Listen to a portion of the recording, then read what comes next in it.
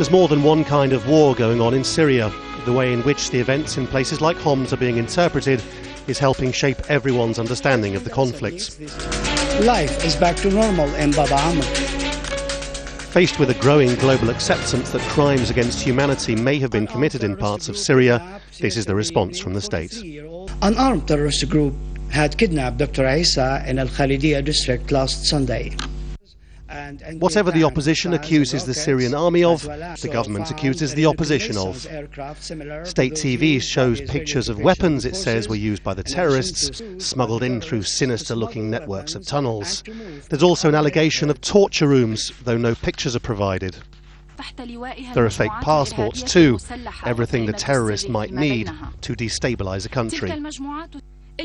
The British photographer Paul Conroy, who got out recently with the help of activists, is seen with the Libyan opposition fighter Abdelhakim Belhaj as a way of questioning his credibility. The argument follows a logic that says that because Western journalists sneaked into Syria, their reporting is fundamentally untrustworthy. International journalists who entered Homs in non-legitimate ways, their attempts in covering the so-called massacres in Homs, prove these atrocities did not happen. It begs the question as to how truthful and how honest is the reporting of journalists like Paul Conroy. No doubt this is also a slur on the memory of Marie Colvin, regarded as one of the best journalists of her generation and who was with Conroy when she was killed. But when there's a propaganda war to fight, these things don't matter. We're seeing two completely different narratives. It's almost as if the Western media and the Syrian state media are operating in different universes, really.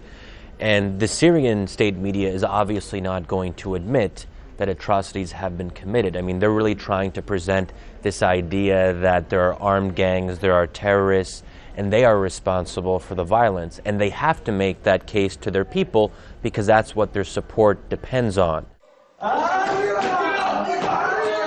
So everything's open to interpretation. This, the state would say, is not a demonstration of Syrian soldiers abusing civilians.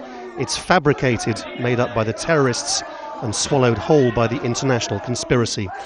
The Syrian government seems to have made its mind up already about the story of Homs, has already drawn up its first draft of history. Lawrence Lee, Al Jazeera.